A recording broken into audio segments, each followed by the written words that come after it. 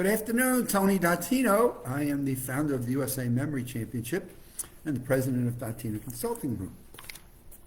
And this is our first Monday in April, and I do a live with Tony on Monday, Wednesdays, and Fridays. And I'm talking about something that relates to mental health, cognitive fitness, memory.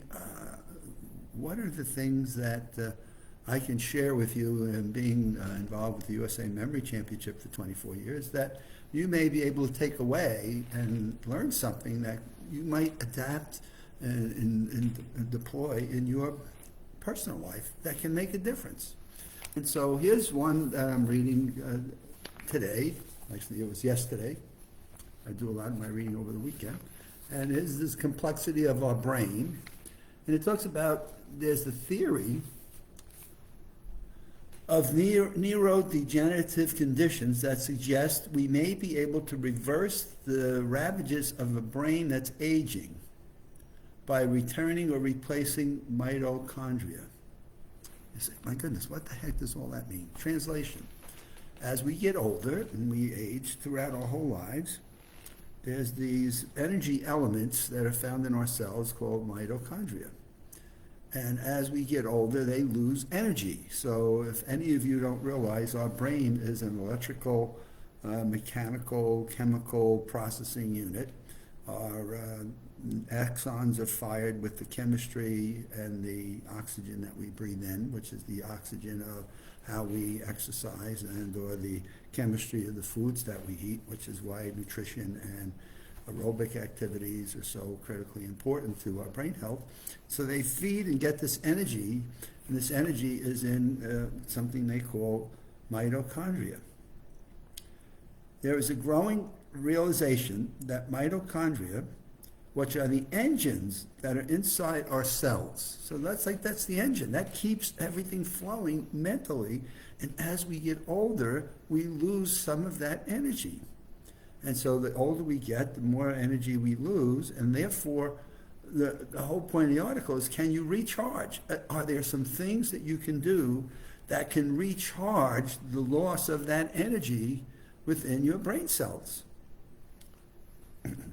Aside from the nucleus, these tiny organless items are a couple of micrometers in length and are the most complex element of cells. In history, they are thought to have existed as independent life forms before entering bacteria and beginning a beneficial relationship with them. Mitochondria's ability to generate energy aided the revolution of multicellular organisms, including humans, that would come to dominate the earth. Today, they are present in each of your cells, except red blood cells, with up to 2 million found in the energetically active ones. But they need fuel. In this case, glucose. They use sugar after some initial processing in the cells to synthesize a molecule using the energy for a process. And the brain is the hungriest of these organs, consuming 20% of the body's oxygen, but comprising only 2% of its mass. The neurons, which we use for our memories and for our thinking capacities, send or need a huge amount of this energy to fuel the electrical signaling in the constant fine-tuning of the synapses, which is a junction between neurons, meaning the synapses are the spaces between a neuron and a neuron synapsing, firing electrical pulse that then creates a pattern of memory traces or thinking models. So what is this all saying? What it's basically saying is, like, this energy is in these cells. Oxygen within our body is being consumed, about 20% of it, in this transaction of cell to cell in the way we think.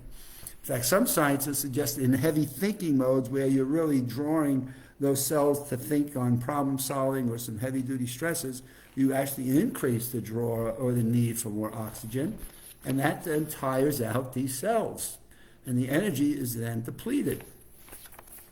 So what's the hope for all of this? So what might you do? If you start to follow what I've already been talking about, you may be able to think of the hypothesis or the thought process or assumption of, well, what might we as humans be able to do to have what they define as a younger brain, or withdrawing or pulling back some of that loss of energy and in fact increasing the energy? So what are some of the things that we might be able to do? And this is what I find fascinating, because more and more research is consistently flushing out the importance of exercise. Why? Well, what did I just tell you? 20% of our oxygen in our brain in our bodies is being consumed by our brain. So your cells are powered by these tiny cells, the mitochondria. There is evidence that when mitochondria in the brain starts to produce less energy, the result is this degenerative process. You can go off and think about dementia and Alzheimer's and what have you, but we start to degenerate, or we start to harm ourselves. Conversely, this may explain why some lifestyle changes help protect the brain from some of the impacts of aging. So lifestyle becomes what? So you think about, well, gee, what is my lifestyle? Well, what do I do? Do I continue to learn things? Do I continue to problem solving? Do I just become a couch potato and just, let life watch me by? Do I sit on the front stoop and just kind of go off into a daze? What is it that you're doing in your life? Well, here's one thing they're saying that's wow.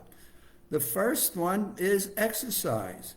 We tend to associate physical activity with our hearts, but in reality, it also reduces the risk of neurodegeneration.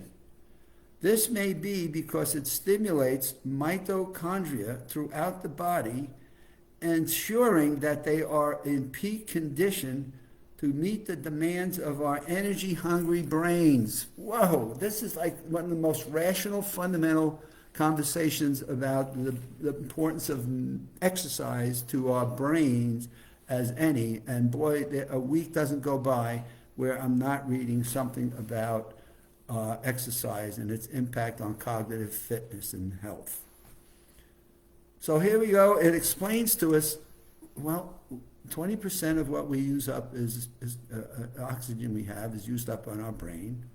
And here comes along and says, we associate exercise with our heart. And by the way, we keep learning that what's good for the heart is good for the brain, which is really powerful.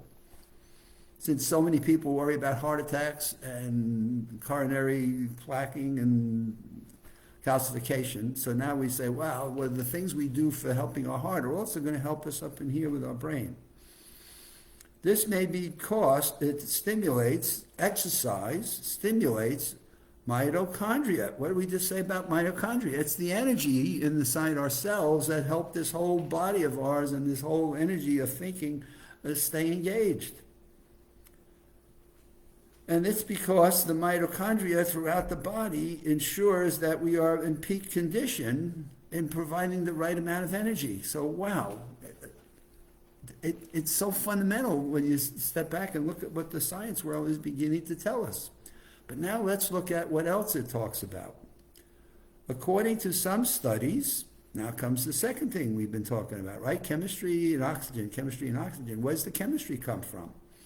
According to some studies, a calorie-restricted diet appears to have similar impacts, meaning the foods we eat and the amount of calories and or food we ingest into our bodies have similar impacts in terms of the mitochondria and whether or not we are energizing it and giving it the fuel it needs to keep our brains running, or are we feeding it the wrong foods or too much food that has then this impact of sucking the energy out of our mitochondria. According to studies, a calorie-restricted diet appears to have similar effects. This involves reducing energy intake by around 20%, and in studies, it is linked to a greater longevity and improved brain health into getting older. Experiments suggest that this may be due to improved mitochondrial efficiency. This mitochondria stuff, I've not read a lot about it, but this issue of New Scientist, power up your brain, really begins to talk to it. And then the last point that it makes is that you may have heard about resveratrol. Boy, I'm not going to pronounce this one, but it's a compound found in the skin of grapes. So I'm not sure. You've heard a lot about grapes and grape juice and grapes itself, red grapes, and this compound that's found in there. May be a third item that they haven't done enough of investigating on, but they certainly have done some. And combine these three: exercise, nutrition that we have, and what we are or aren't eating, and this compound that's found in the red grapes. It can all make a difference. And as I think about and read these things, I say, well, somebody's going to figure this out at some point in my lifetime. And I'd like to be one of the folks that at least trying these things. So my exercising and what my foods are, and I certainly do enjoy eating red grapes, and I do also like Welch's grape juice. So I just hope that these things are going, because it is my goal to make it to 100 and be mentally fit as well as physically fit at that age. That's my Monday broadcast. We'll see you back out here on Wednesday. I hope somebody out there grabs this at least and realizes the mitochondria that we have within our bodies is all about our energy and how we can change lifestyle factors that can make a difference in terms of our mental fitness and health. Keep checking in on the USA Memory Championship website, and we'll see you again on Wednesday.